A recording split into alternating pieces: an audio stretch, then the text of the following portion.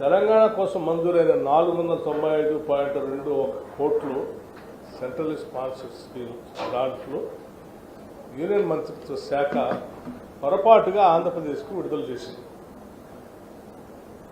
ఈ మొత్తం కేంద్రం ద్వారా తిరిగి సరిచేసి తిరిగి తెలంగాణకు ఇవ్వాలని చెప్పింది.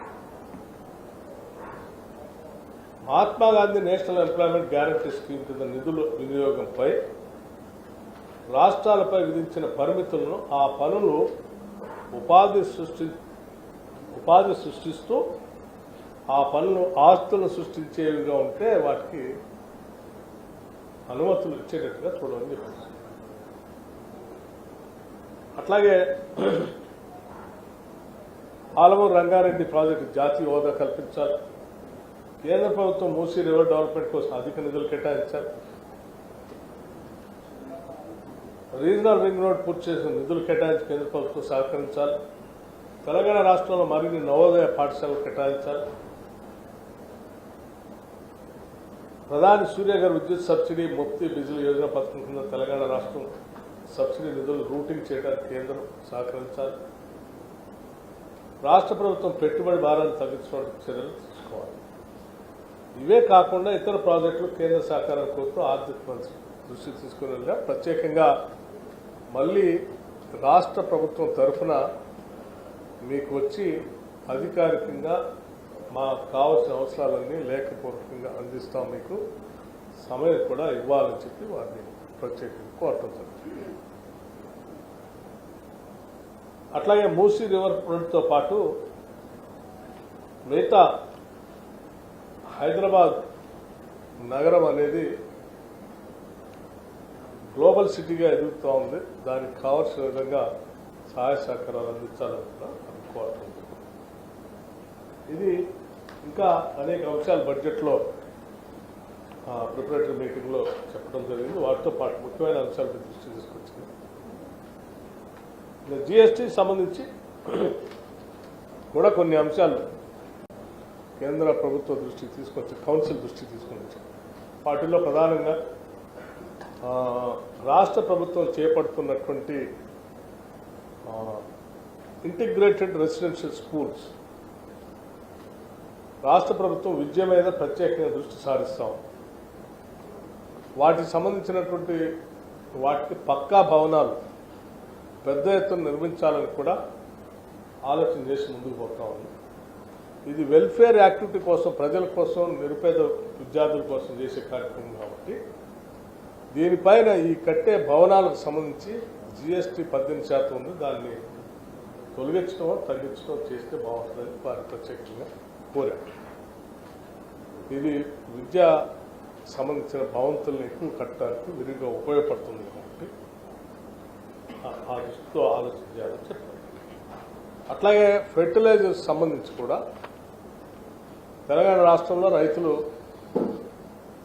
ఉపయోగపడే ఫెర్టిలైజర్కి 18% ఫెర్టిలైజర్ నుంచి 5%కి తగ్గించమని కోరటం జరిగింది. దాని మీద వారు గ్రూప్ ఆఫ్ మినిస్టర్స్కి దీన్ని రిఫర్ చేయడం కూడా జరిగింది. ఇంకా జిఎస్టీకి సంబంధించి ఏపీ రీఆర్గనైజేషన్ యాక్ట్ ద్వారా రావాల్సిన బకాయిలతో పాటు జిఎస్టీ ద్వారా ఐజిఎస్టీ సంబంధించిన అంశాలు కూడా కౌన్సిల్ దృష్టికి తీసుకొచ్చాము. ఇవన్నీ కూడా రాష్ట్ర ప్రయోజనాలకి అట్లాగే దేశ ప్రయోజనాలకు కూడా ఉపయోగపడేట్టుగానే వాటికి బీడీ ఆకులు దానిపైన టెండు ఆకుల పైన కూడా జిఎస్టీని తొలగించాలని కోరటం జరిగింది. అట్లాగే హ్యాండ్లూమ్స్లో నూలు సంబంధించిన దానిపైన కూడా అడిగారు. ఇవన్నీ కేంద్ర ప్రభుత్వం దృష్టికి తీసుకొని రాష్ట్ర ప్రయోజనాల కోసం ఈరోజు జరిగిన సభలో స్పష్టంగా వారి దృష్టి తీసుకురావడం జరిగిందని మీ ద్వారా రాష్ట్ర ప్రజలకు తెలియజేస్తాం. ప్రాయోజిత పథకాల్లో వెసులుబాటు అని అడిగారు. ఏ వెసులుబాటు మీరు కోరుకుంటారు? ప్రాయోజిత పథకాల్లో సెంట్రల్ స్పాన్సర్స్ వెసులుబాటు అని అన్నారు. ఏ వెసులుబాటు కోరుకుంటున్నారు? అంటే అవి కొన్ని సెంట్రల్ స్పాన్సర్ స్కీమ్స్లో వాళ్ళు నిర్దిష్టమైనటువంటి నియమాలు పెట్టి, అంటే ఒక్కొక్క ఏరియాకి ఒక్కొక్క రకంగా అవసరాలు ఉంటాయి ఆ స్కీమ్స్లో. ఉదాహరణ నార్త్ ఈస్ట్లో ఒక రకమైన అవసరాలు ఉంటాయి, ఆంధ్రాలో ఒక రకమైన అవసరాలు ఉంటాయి, తెలంగాణలో ఇంకో రకమైన అవసరాలు ఉంటాయి, లేకపోతే నార్త్ ఇండియాలో ఇంకో రకమైన. ఆయా అవసరాలకు అనుగుణంగా ఆ ప్రాంత ప్రజలకు ఉపయోగపడే విధంగా ఆ స్కీమ్స్ని కన్వర్ట్ చేసుకొని వాడుకోవటానికి ఉపయోగపడుతుంది కూడా మీరు కొంత వెసులుబాటు కలిగించాలి. సంబంధించి 18% పెంచాలి లేదా తగ్గించమని 5% అని చెప్పాము. అది గ్రూప్ ఆఫ్ మినిస్టర్స్కి రిఫర్ చేసి దాని డిస్కషన్, ఇంకా ఏం డిసిషన్ కాదు. ఆల్రెడీ 3% రెగ్యులర్ గా పెట్టారు. ఎఫ్ఆర్ఎం లిమిట్ 3% ఉంటుంది కదా. రుణ పరిమితి ఆల్రెడీ ఉంది కదా, మళ్ళీ మీరు కొత్తగా అడగడం ఏమని ఎఫ్ఆర్బిఎం లిమిట్ 3% అనేది అన్ని స్టేట్స్ ఉంది. మీ పనితీరుని బట్టి 0.5% నేను లిమిట్ పెంచమని తగ్గించమని అడగలేదు, నేను చెప్పలేదు.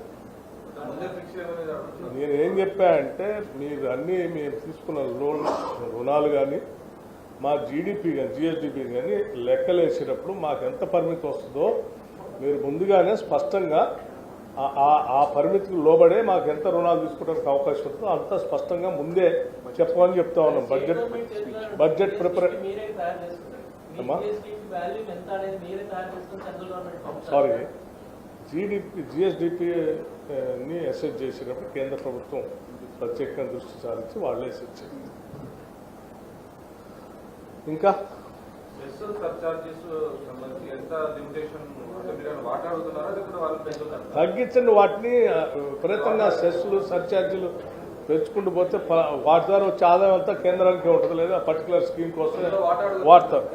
మేమేమంటున్నాం అంటే పన్నుల సిస్టమ్ ఉంది కదా జిఎస్టీ, దాన్ని అట్లా ఉంటూ మీరు తప్పనిసరి పరిస్థితుల్లో ఎక్కడ వేయాలని అనుకుంటే కూడా 10% పెంచకుండా చేయబాకండి, దానివల్ల రాష్ట్రాలు నష్టపోతాయి. పెట్రోల్ డీజిల్ తీసుకొచ్చే చర్చ జరిగింది. వాటి పరిధిలోకి వెళ్ళలేదు. అది యాక్చువల్గా 30,000 రుణమాఫీ కోసం 31,000 crores ఎట్లా మొబిలైజ్ చేస్తారు? దాని మీద ప్రత్యేక కార్పొరేషన్ పెడతారా లేదంటే చేస్తారా లేదనేది మొదటి ప్రశ్న. అంతేనా? 100% చేస్తామని నేను చాలా స్పష్టంగా క్యాబినెట్లో డిస్కస్ చేసి బయటకు చెప్పాను. ఎప్పటి వరకు చేస్తారు? ఆగస్టు 15 లోపల చేస్తారా లేదా మీరు అన్న మాట ప్రకారం అని అడిగారు. దానికంటే ముందు చేస్తే మీకు ఏమైనా అభ్యంతరం అని కూడా చెప్పేసాను. ఎలా చేస్తారు అని ఇప్పుడు మీరు అడుగుతున్నారు. ఎలా చేస్తారు అనేది అది మా సమస్య, ప్రభుత్వ సమస్య. అంతర్గతంగా మేము రిసోర్సెస్ అన్నీ ఎక్కడెక్కడ నుంచి మొబిలైజ్ చేసుకోవాలో చేసుకొని తప్పనిసరిగా చేస్తాం. అమ్మా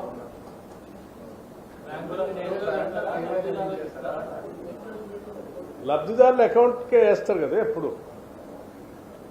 బ్యాంకుల్లో వారి అకౌంట్కే వేస్తారు. రైతులందరికీ చేస్తారా రుణమాఫీ, లేదా అందులో కూడా కటాఫ్లు రేషన్ కార్డు? అర్హత కలిగినటువంటి వాళ్ళందరికీ 2 లక్షల వరకు రుణమాఫీ చేస్తామని మేము స్పష్టంగా మా డిక్లరేషన్లో చెప్పాం. దాన్ని ఏమాత్రం డివైడ్ కాకుండా చేస్తాం. అమ్మా ఆ క్రైటీరియా అంతా జియో ఇష్యూ చేసేటప్పటికల్లా వస్తుంది. Government and department prepare and sir మీ ప్రభుత్వానికి కృతజ్ఞతలు తెలియజేస్తున్నాం. ధన్యవాదాలు. దేనికి? మాకు ఇళ్ల స్థలాలు ఇస్తామని వాగ్దానం చేశారు. త్వరలోనే 10 రోజులు ఫ్రీ కూడా ప్రారంభిస్తున్నారు. రాష్ట్ర ప్రభుత్వం యొక్క ప్రాధాన్యత రంగాన్ని చాలా స్పష్టంగా మేము చెప్పాం. విద్య, వైద్యం, గృహం. ప్రతి కుటుంబం తెలంగాణలో ఉన్నటువంటి వాళ్ళు ప్రతి కుటుంబానికి ఇల్లు ఉండాలని మా అందరి లక్ష్యం. దానిపైన ఎట్టి పరిస్థితుల్లో మేము వెనకడిగాం. అందరికీ గృహ వసతులు కల్పించే కార్యక్రమాన్ని చేపడతాం.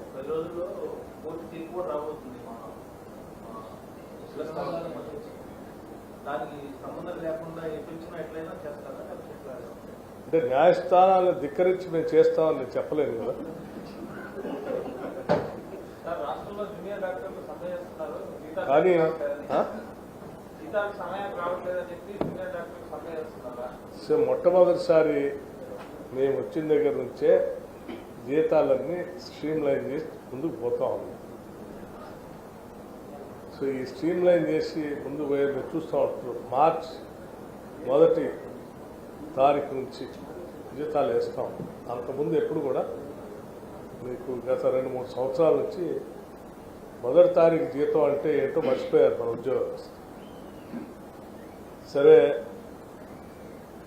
పర్మనెంట్గా ఉన్నటువంటి ఉద్యోగస్తులు, పెన్షనర్స్ వాళ్ళందరికీ ముందు స్ట్రీమ్ లైన్ చేశాం. ఆ తర్వాత అవుట్ సోర్సింగ్ కాంట్రాక్ట్గా ఉన్నటువంటి వాళ్ళకి స్ట్రీమ్ లైన్ చేశాం. ఆ తర్వాత స్టైఫండ్స్, పెన్షన్స్ ఇచ్చే వాళ్ళకి కూడా స్ట్రీమ్ లైన్ చేస్తాం. కొన్ని సంవత్సరాలుగా అలా పెండింగ్లో పేర్కొని పోయి ఉన్నాయి కాబట్టి వాటిని స్ట్రీమ్ లైన్ చేస్తున్నాం. డెఫినెట్గా రాబోయే రోజుల్లో అందరికీ మొదటి వారం 2వ వారం కల్లా అందరికీ జీతాలు వచ్చినట్టు స్ట్రీమ్ లైన్ చేస్తాం. అమ్మా, ఇప్పుడు మరి సబ్జెక్ట్ అంతా దాని మీద పోతే ఇది పక్క పోతే అప్పుడు చెప్పండి. బొగ్గు వేలం ఏంటి? కేటీఆర్ గారు ఏమని అడిగారు? వారు ఆపారని చెప్పారు, అంతేనా? చాలా సంతోషం. యాక్ట్, ఎంఎండిఆర్ యాక్ట్ ఎప్పుడు వచ్చింది? 2015.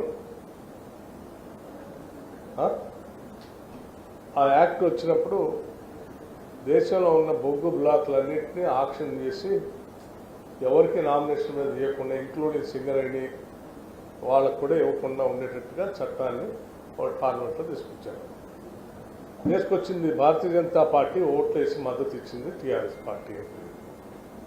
ఫైన్, ఇది హిస్టరీ ఎవరు మార్చేది కాదు.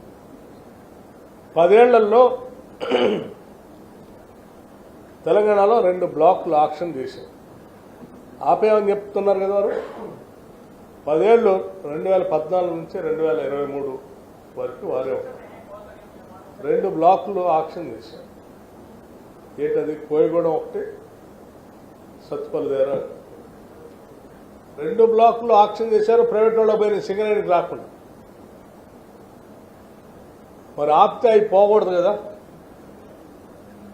వాళ్ళు నిజంగా అధికారంలో ఉన్నప్పుడు ఆపి ఉంటే ఆ 2 బ్లాకులు ప్రైవేట్ వాళ్ళకు పోకూడదు కదా. ఆ 2 కూడా సింగరేణి మైన్ చేస్తున్న పక్క మైన్లే. ఒకటి ఇల్లందులో, ఇంకోటి సత్తుపల్లి. ఎక్కడ ఆపారు? ఎస్, వాళ్ళు ఆపారు. ఎవరిది ఆపారంటే సింగరేణికి రాకుండా ఆపారు. సింగరేణికి రాకుండా వాళ్ళకు కావాల్సిన స్నేహితులకు వచ్చేటట్టుగా సింగరేణిగా ఆపారు. వాళ్ళు పోయేటట్టు అదే కదా చేసి ఉంటే సింగరేణికే వచ్చి. ఒకవేళ వేలంలో పాల్గొనొద్దు మేము ఆపేమన్నప్పుడు ఆ 2 బ్లాకులు కూడా వేలం జరగకుండా ఆపకుండా, లేకపోతే వాళ్ళ పోకుండా అయినా ఆపకుండా. వేలం జరిగింది, ఆ 2 వాళ్ళకు పోయినాయి. ఆ 2 కూడా వాళ్ళకి కావాల్సిన వాళ్ళే. సింగరేణి ప్రజలకు సంబంధించి పేర్లు చెప్పాం కదా మొన్న. ఆరో అను, ఇంకోటి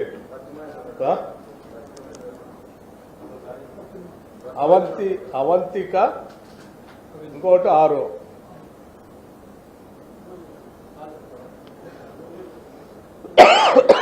అవంతిక వెనక ఎవరున్నారో కావాలంటే లోతుల్లోకి వెళ్తే ఎవరున్నారో అవి కూడా తెలుస్తుంది.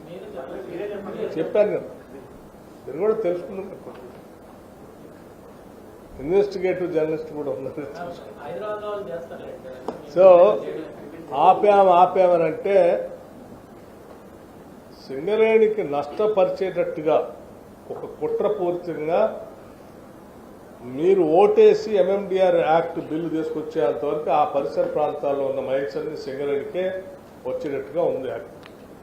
మీరు ఓటేసి బిల్లు తీసుకొచ్చిన రాకుండా ఆక్షన్ పెట్టడానికి మార్గాన్ని సుగమం చేశారు.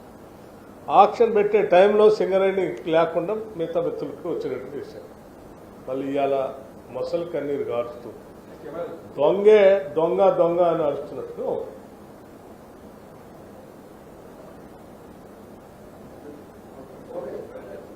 క్లియర్.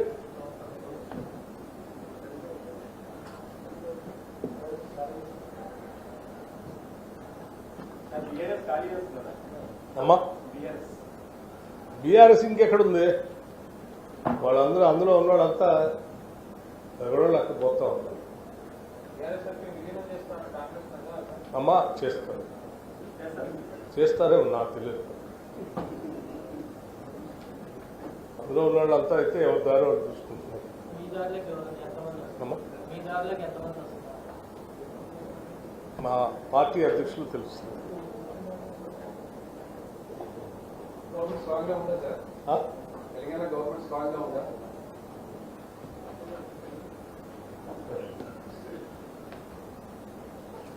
మీకే అనుమానం ఆ?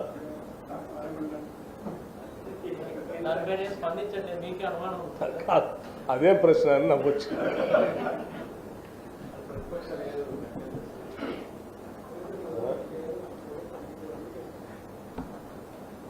గతంలో మీరు ఎట్లా విలీనాలంటే ఇప్పుడు తెలంగాణలో కాంగ్రెస్ ప్రభుత్వం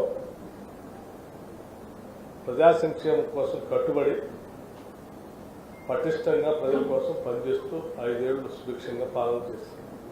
తిరిగి 5 ఏళ్ల తర్వాత ఎన్నికలు పోయి మళ్ళీ ఈ ప్రభుత్వం వస్తుంది. Thank you. Okay sir, thank you.